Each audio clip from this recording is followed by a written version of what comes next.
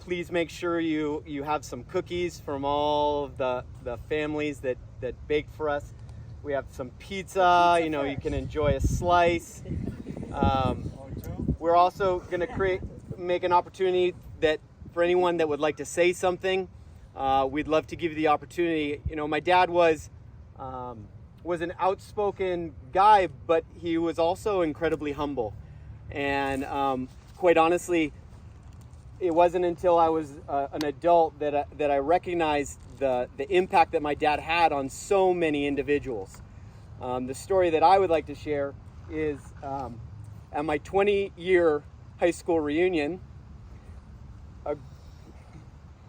a group of my classmates came up and they wanted to make sure that they knew that I shared with my dad how much of an impact that he had on their life, and how he had taught them to play baseball and taught them sportsmanship and being humble and playing the right way, and taught them, you know, shared lessons about how important it was to do well in school. And they communicated this with me, you know, as 38-year-old men. And so to have heard that from my peers, so many years separated and removed from it, was truly moving. And that was a story that I got to share with my dad, that as much of an impact he had, that was something that he was unaware of, you know, not fully recognizing the scope of which he, you know, reached individuals. And so if you would like to share something about my dad, or an experience or story, you're welcome to do so. If you want to put a note in our guest book, please do so. But today is super informal.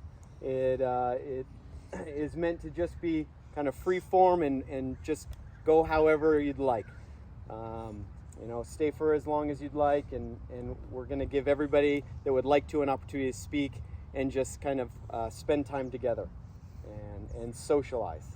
So thanks again for being here. Coincidentally, today is my dad's birthday. Wow.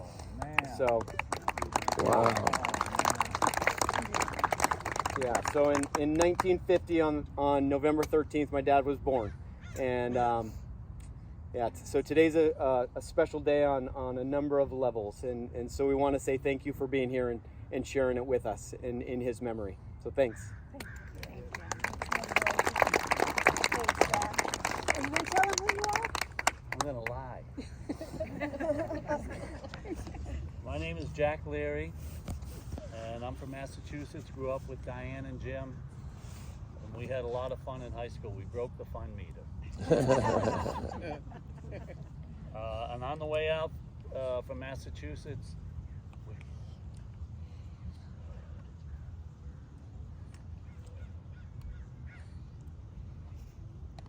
we played Name That Game, Name That Band, and did it across country.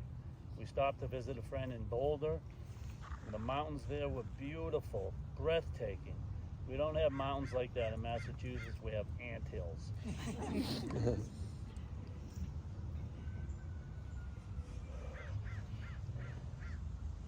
Sorry. Okay. We love you, Jack. I sure do. Next stop was Cottonwood to visit a friend who was a ski instructor at Snowbird. It's nice to have friends that live in beautiful places, but don't tell them you're coming. I used to, and they'd be out of town that week. Good friends. Surprise them. So in Utah, Jim went out and got a white cowboy hat to blend in with the crowd. Because they were out of tie-dye hats. Next stop, Santa Barbara, where we were met by the local welcome wagon, the Santa Barbara police. They didn't like Massachusetts plates. The plates caught their eye, and it seems they didn't cotton to Yankees. They set us up. Free with a last name. I'm skipping around now. This is why I flunked high school. With a last name like Paradise, Jim's nickname became Birdie.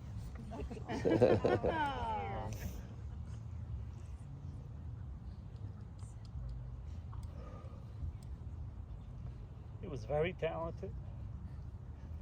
Became an accomplished woodworker, making tables, cabinets in the hutch. He took up photography, developed his own pictures. He had a dark room in his house. He was always the best dressed, showed up wearing tassel loafers one day. Tassel loafers. All we'd seen was penny loafers. But he was a trendsetter. And within 2 weeks, everybody had tassel loafers. He was loved by all and was a great friend. He will be sorely missed.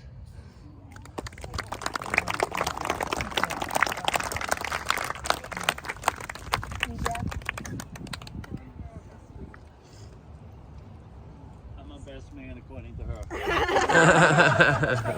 You are. I was. Yes. Yeah, but I got fired.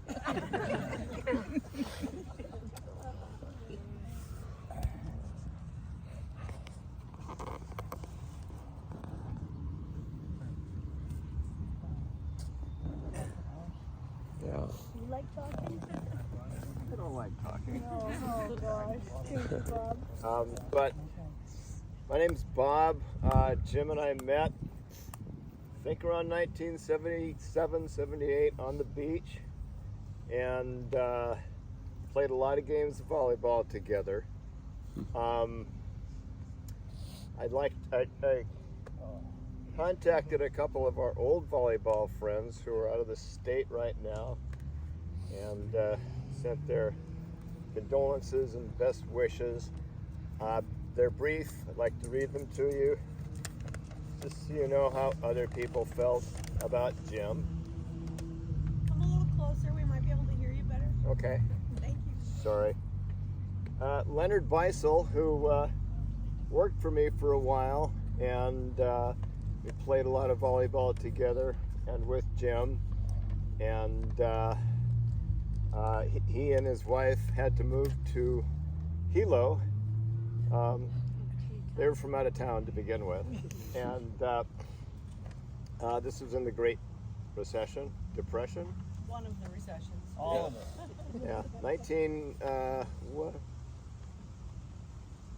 92, something like that. Anyway, Yeah. so Leonard, had a brief but very enjoyable time with Jim, and so Leonard's response: terribly sad news. I appreciate your taking the time to send over Jim's obituary. Seeing his photo brought back a lot of really great memories. He was really good. He's a really good man. It also reminded me to be thankful for family, health, and good friends. The news about Randy also hit hard. I'll explain that. I'm happy to see that he's able to spend his remaining time doing what he loves. So Randy, in January, let me know that his doctors had given him maybe 2 years before he was, going to end it. Randy said, "My heart is with Jim's family. Jim was amazing, sweet, friendly, and got life right. A sweeter guy I've never met. Always so upbeat, friendly, and easygoing. If I'm remembered like Jim is, I'll be happy when I leave the planet. I'm very sorry I won't be there for Memorial Day, or the memorial. I don't pray, but I need to find a way to send Jim a message of what he was in my eyes. I don't know how to do it, but he is deserving of that effort. What a nice man." Yeah. So, what I really appreciated about Jim was his easygoing nature, his easy smile. Most of our time together was spent playing volleyball, probably 95% of it. But we spent a lot of time playing on the beach, and it was wonderful. We also played indoors until our knees could no longer take it. But I think my best memory of Jim was we could be playing volleyball, and even though he was a competitive man, he was just so forgiving. He was not like so many other guys who would yell and scream and get upset and, you know, get mad at me for screwing up. Forget everything but a grudge. Yeah. Jim would, you know, I'd mess up. Jim would look at me with a smile on his face like a dad who just couldn't help forgiving his son for being a doofus. and I have regrets because I had not been in contact for such a long time. And I will miss that friend for the rest of my days. He was the kindest man I've ever known. Thank you. Yeah.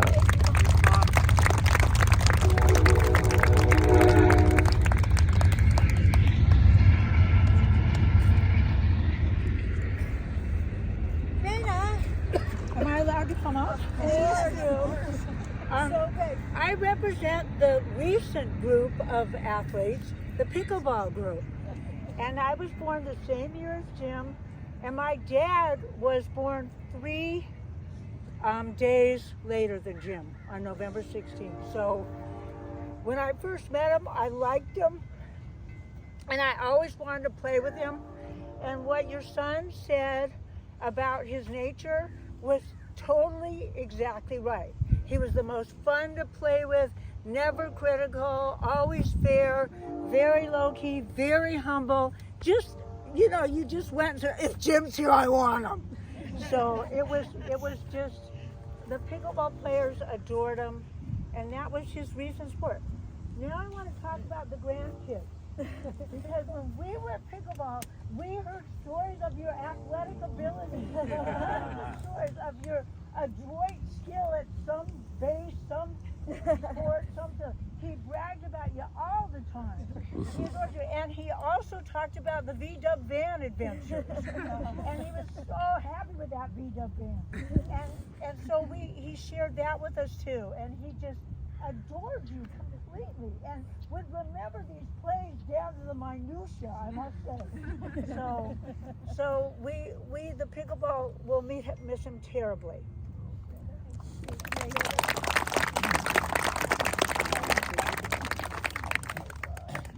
Most of you all don't know me. My name is Vic. I don't like doing this. I don't like everybody looking at me, so if you could look at them out. Because I don't know how to speak intellectually. Doesn't matter. First thought that comes to my mind is, I'm glad we're here on your birthday, Jim. Yeah. Second thought is, I don't have any connection to the cosmic or the spiritual that I can find in myself.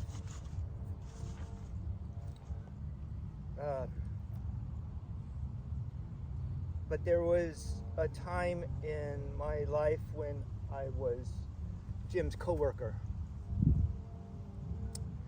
at the post office, and that's not a very thankful job. And it was 1987, I transferred into Santa Barbara, and here was this guy, Jim, who was always upbeat. And I was thinking, what the f- is wrong with this guy? All of us can be uplifting when we're doing something we enjoy. But when it's hard labor, that's a different challenge.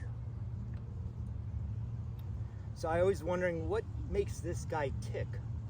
I was 27 and probably going on 17. I remember one specific day, Jim was furious. I don't know if it was Matt or Caroline was sick. And somebody called into work that, hey, you've got to go. Somebody's in the hospital, you got to go. And Jim came back to work, had no idea. Nobody came out and told him. And he went off. And this guy had the best route in the office, and he decided, I can't handle this, I have to go to a different office. And I'm thinking, what's motivating this guy? And it's the trippiest F word that I know, family. He burned it all down. He couldn't stand that. And I know this is not false humility, but this was a better man than me, and he made me want to be a better man. Not letting you go, Jim.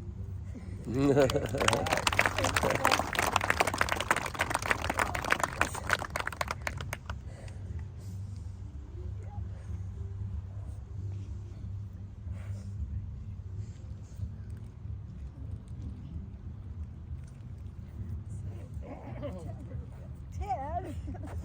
Yeah.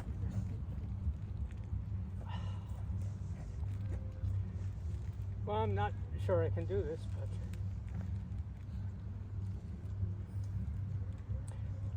I met Jim a long time ago. He came into my cabinet shop. He wanted to be a woodworker, and he had some photos of some trellises that he had made, and I said, "Oh, Jim, you don't want to do that. There's no money in woodworking. It's just, you can't work in a cabinet shop. There's just no money." I said, "You should make a few flyers of these trellises, hand them around to your neighbors. You'll work outside. You'll make way more money. You'll have a good time." And he said, and he listened to me talk for like 15 or 20 minutes, because that's one of the things I do. And then he listened thoughtfully, and he said, "Well, you know, I don't know, I really want to work in a shop." So we talked a little bit more, and he went his way. And I thought, well, that was a nice guy, but I hope he builds trellises. Anyway, I got real busy, and a couple of weeks later, I needed some help, and I called him up, and he came to work for me. And luckily, he didn't take my advice about not working in the shops. And he got pretty good at it, and he worked for myself, a couple of my pals, and I've known him for a long, long time.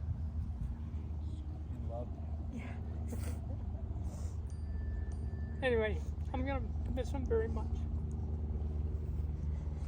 Yeah.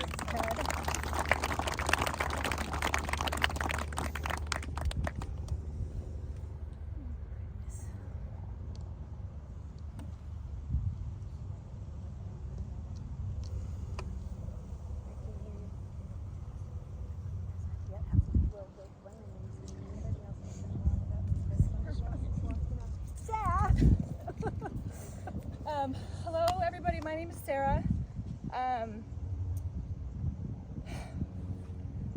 I knew Jim in a different way than probably many of you from a child's perspective. Caroline was probably my first friend. Our families met at Luke Grant. Wonderful, wonderful place. And Jim and Diane were my parents, probably, as I'm told, first friends in Carpinteria. And my earliest memories are of being in their home. And I wish I would have gone to banter more with him as an adult, but as a 5-year-old, he was just the kindest and most caring and obviously loving father. And we grew up playing in that van and having barbecues, and he was the kind of, Jim and Diane were this couple that just reminds me of my childhood and my family. And you know, the parents would come to pick you up, and they would stay, and we would have dinner, and our dads would be mucking around in the garage making stuff with Weeno, and we're like, we got it, it's time to go. But we spent Christmases together, and he had the warmest laugh. I remember this giggle, didn't he kind of have, when he giggled, he kind of had a bit of a giggle, but he was just one of my first memories of feeling comfortable in another home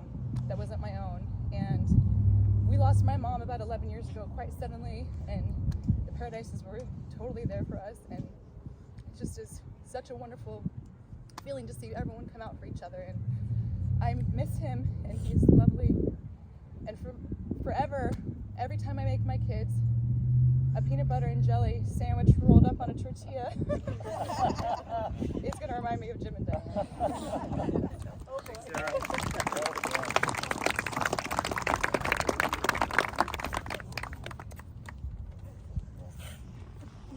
So, Sarah's my daughter. As you said, our kids went to Blue Grant together. Jim and Diane were my wife and I first friends in Carp. We cherished them so much. And yeah, it was just awesome. And I'm going to repeat what many people have said. Jim is relentlessly upbeat. He was like, made me feel like an old grouch, you know? and he really didn't like his job at the post office, you know, and he was frustrated by it. And but he hung in there. And then it was so nice for him to go into something creative, because he had that, I think that was not happening at the post office. And so got super into woodworking, which I'm into also, but not as much as him. So he was a great source for helping me with stuff. And I drive by the house all the time and see what project was emerging from Jim's garage, and I'd be like, damn, dude, you are getting really high, not high tech, but he's just like impressive, you know. And just an awesome person. I think it sounds ridiculous, but the first person I heard the term wicked from, being a severe West Coaster, and I'm like, oh, I like that. I'm going to use that, you know. What they call it back these wicked piss up. Oh, I'm going to add piss up to it. That's great. Just a great impact on our family. There's a funny story once. We were over there visiting with my daughter. I parked my old truck in the driveway. Went inside, was visiting with Jim and Diane, and kind of lost track of time. And my daughter, I was 5 at the time, she was 5. She was reenacting the scene from Poltergeist, which I don't know if you remember. But the kid's in the car trying to start it, and so she puts it in as an old truck. She ends up putting the truck in neutral, and it rolls across Linden Avenue into a ditch. And she comes walking in the house like, I rolled the truck across the street. And it was embarrassing for me. Humbling and dangerous. But that's every time I drive by a house, I think of that. But we're devastated like all of you. But it's so nice to see all this love here. And yeah, that's it. Special people. Special people.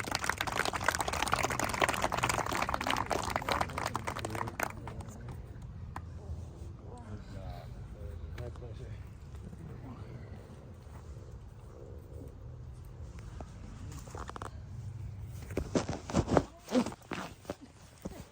Hi, my name is Dan. We've known Jim and Diane since before the kids were born, or right about that time. And the first thing I remember about Jim is we were at a party and the Celtics were playing. And I'm a Laker fan, Jim was a Celtics fan, so we always had that. And it always seemed to be the playoffs were in the middle of June, and that's when the birthday parties were. And you know, Jim would never, because Boston always seemed to beat the Lakers. It just turned out that way. And then it was the Red Sox. Fortunately for me, the Dodgers played better than the Red Sox most of the time. But it's also funny is hearing this people playing volleyball and pickleball. Well, Jim and I played a lot of tennis and ping pong. And I don't think I've ever played with anyone who's so competitive. He was good, but very competitive. But if I'm thinking of one story about Jim that I'll never forget, is I was doing a lot of mountain biking riding, and Jim was sort of new into the sport of riding, but one day I said, Jim, let's go up Romero Canyon. We rode up there. Well, it took a while to get up there because it's really steep. And then Jim fell a few times on the bike, and I just remember when he got back to my truck, that's the last thing I'm ever doing with you, Dan.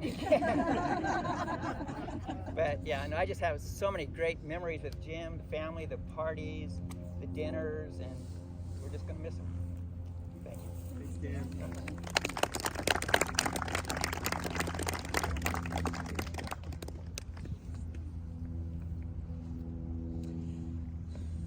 Let me take it.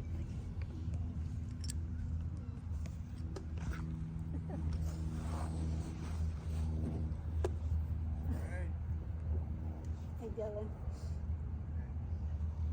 Jim gave me my first pickleball game, so it was recently.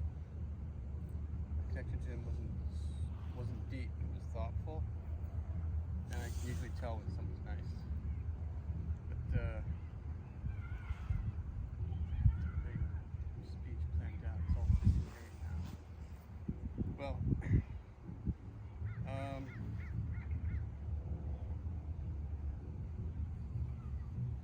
You met my dad earlier. looks like this. You don't want people to see it. Yeah. But, yeah, he was quite the guy. If you're delivering mail in this millennium, you need like, they turned into a young men's sport. So you're there to remind them that if they're given an excuse to try less, they should not. That's what keeps the world moving. Yeah. But, yeah. He's a real guy.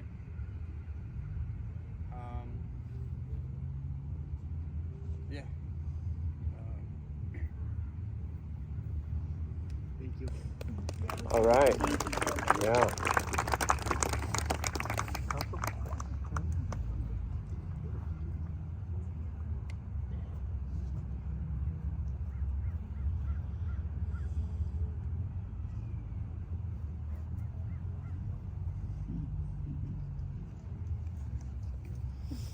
I didn't think I was going to cry. So, Diane and I have been friends since 4th grade. Jim and I met probably along the way in the same town, but really met him when she fell in love with him at UMass.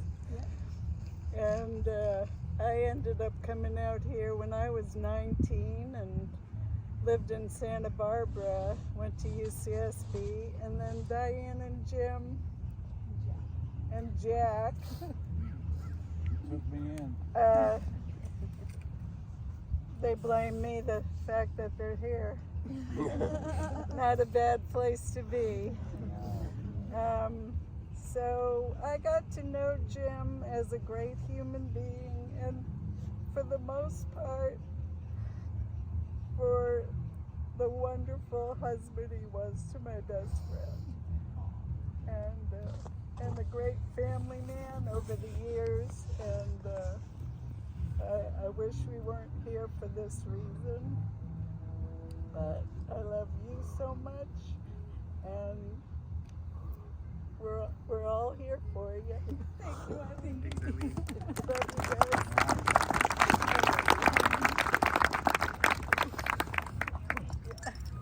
Love you guys. Love you.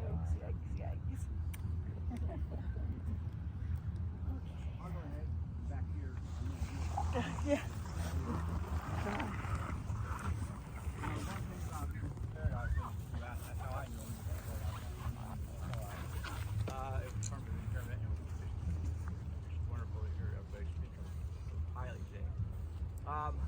The basic memory I have of Jim was, everybody who was in town and knows of what he did, he was a good woodworker, great woodworker.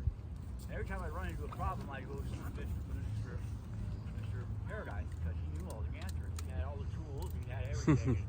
I use a lot of my time teaching myself. I need to stop by there to go have a look at this thing.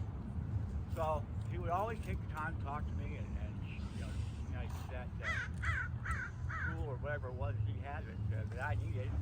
And he was just a great person to be around and enjoy, and just felt a sense of calmness when he left. And so I appreciate him, and I've heard a couple of other people say here that they're not made for prayer.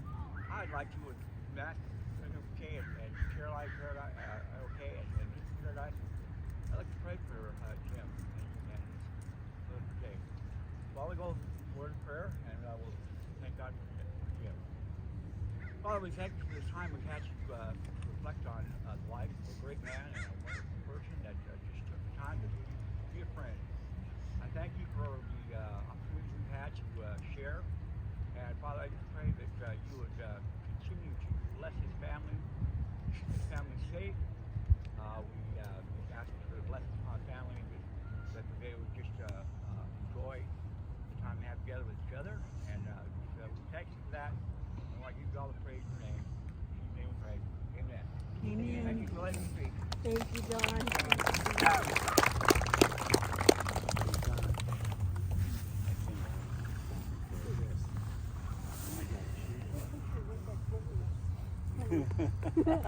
Until then, keep away.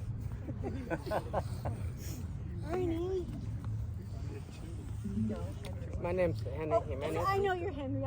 But Everyone calls me somebody Ernie. is Ernie. I'm sorry.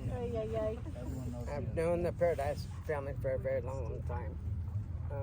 I got to know Matt as a young athlete, and Jim, he's actually the first person that said, Ernie, you need a coach. And I'm like, no, you're crazy. And I was just at a high school, I'm like going, and Jesse and Matt Banks, and they were all in junior high and stuff playing baseball, and I hated baseball. Just lazy. To me, it was a lazy man sport. Standing around and do the pitcher and the catcher, and the ball safe. So I'm like, what am I going to teach them? I'll teach them the basic fundamentals of baseball or athletics and stuff like that. So I'm like, okay, I'll do it. And then I'm like, as it got in, I'm like, oh, I kind of like baseball now. If I'm playing it, not watching it.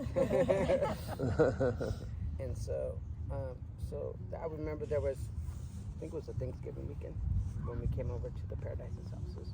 Matt and all the younger kids were still young, so we played touch football, and I'm like going, these kids are just running around circles around me, and they're going, geez, and I was just a senior too, and I'm going, dude, I can't keep up with these kids. They're like, so I'm like, oh, and it was great just to see the chemistry of the families together and stuff like that. There's people out here like Jesse Wynn and Matt Banks and all those kids that they played together, and they bonded a bond with Jim because he loved baseball so much. And I'll be more thankful for that moment. He said, you know what, you should do.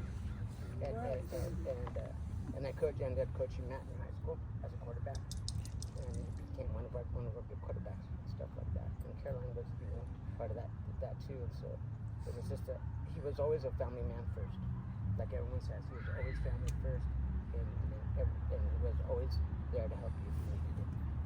And so I just want to say, Jim, thinking about you, big. God bless you. Thanks, Henry.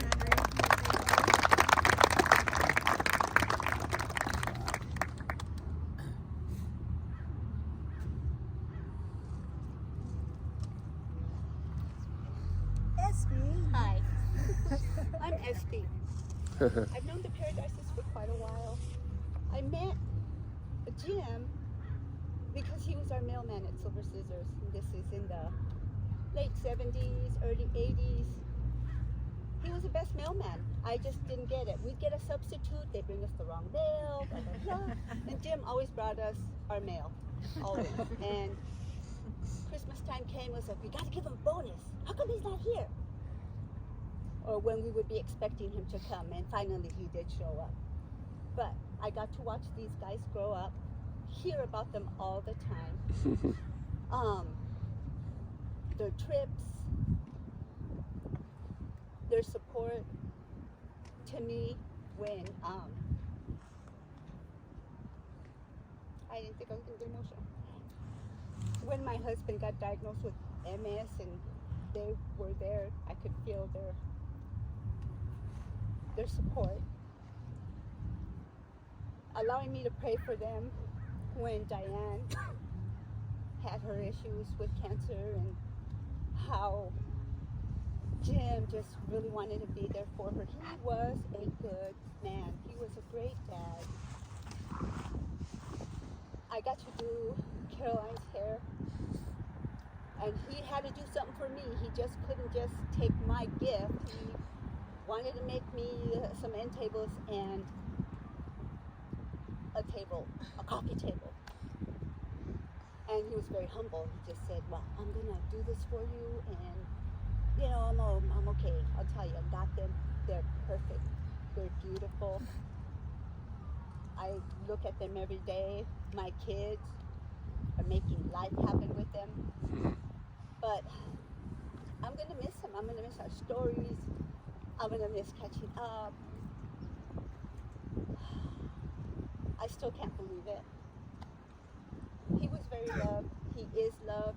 And Jim, see you on the other side.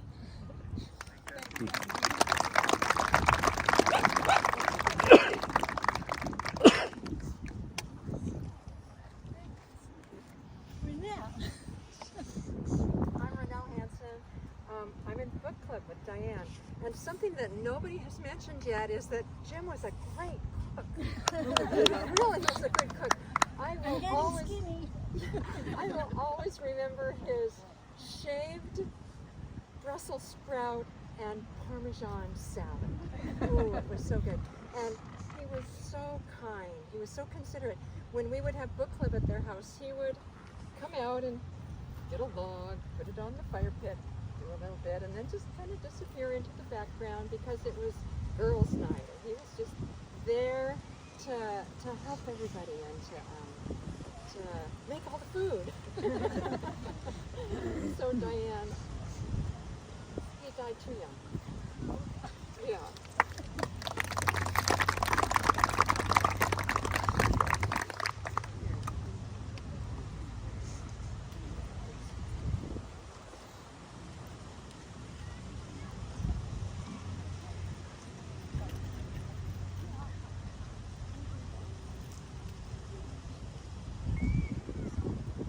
Perfect weather.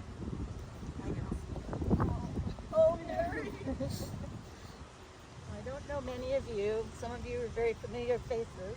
I'll try to speak up. My name's Mary McWhorter. My husband Steve couldn't be here. He's in Florida helping our son. But we lived next door to Jim and Diane for 8 years on Linden. And when we met, Caroline was not even walking yet. And I think Matt was turning 4, something like that. So those were adventurous years because my 2 boys were the same ages.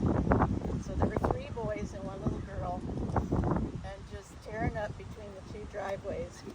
Diane would miss out on a lot of action because she was going to work. She'd been at school, to college, and then she was going to go waitress. Jim was home early because he was done with his route. So it was Mary and Jim's show between 2 and 6. And my boys tested Jim. They did. But Jim was a great guy. And he was always very fair. He was always a good umpire for the driveways.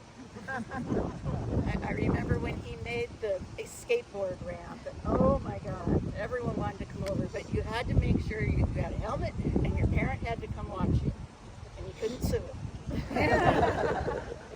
But I remember Jim. I remember they had a dog, a big black dog, Buster. I think he was well, yeah, but he was like this big.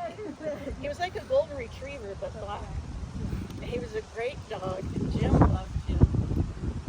Soon, after a while of having them, he couldn't figure out how Buster was getting out at night. So he would leap over the 3-foot fence, I guess, not too hard. And he'd go cruising all the neighborhoods, we found out later. So after a while, because Jim used to go, Buster, where are you? Because he'd come home at 6 or so in the morning. And I'd be up because of work or the kids or Steve or something. So he'd just go, oh, Buster.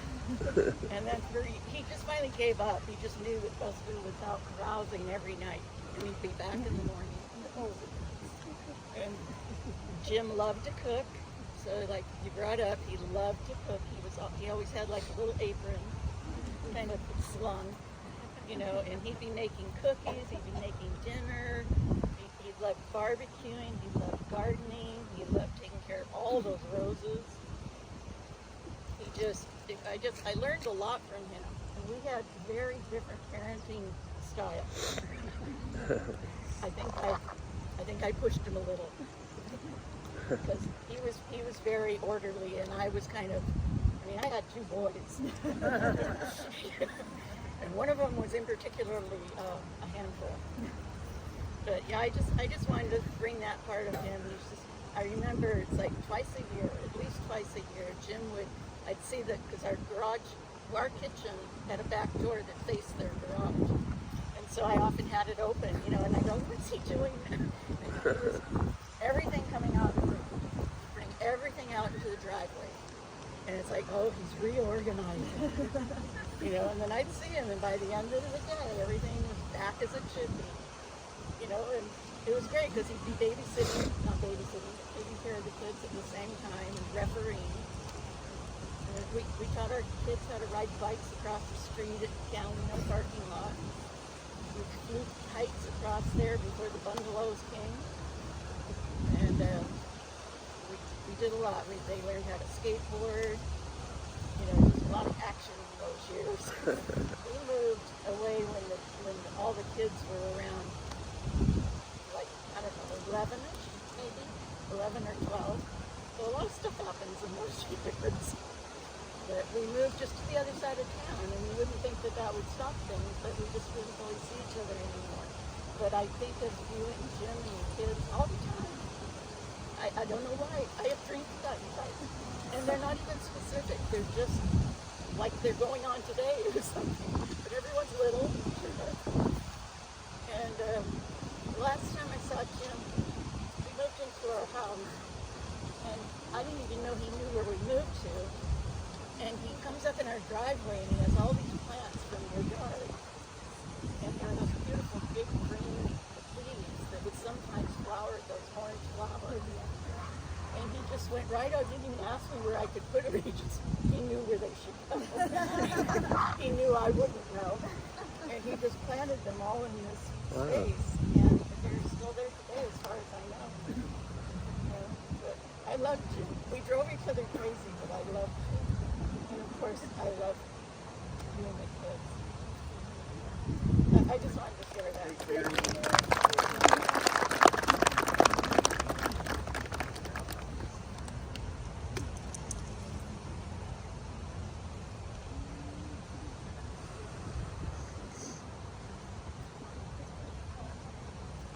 Just wanted to invite anyone else if they're interested in saying something. I'm going to try. All right, go for it. I am Diane's big brother. She's my little sister. I'm the oldest of 7. There were 7 kids in my family. My father was the 7th of 8 children.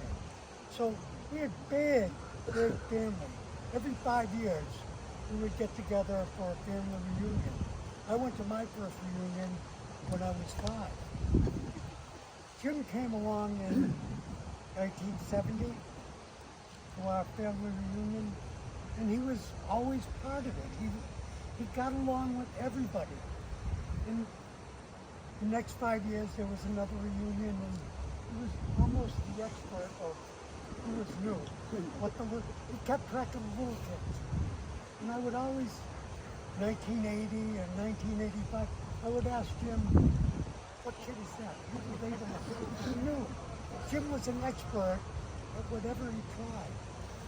Something that hasn't been mentioned here is my dad was a bird watcher.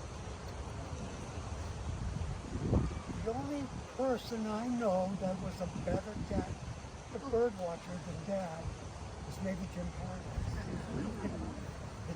Paradis. He and my dad saw the California condor up at Big Sur. I remember my father talking about Jim and his bird watching abilities. That's just typical of Jim, how he became an expert. I'm hearing these stories about his expertise at woodworking and mail carrying and pickleball and coaching. What a guy. And I look here and this whole, you're all Jim's family. It amazes me. I just wanted to say that. That's my 2 cents about Jim. Thank you.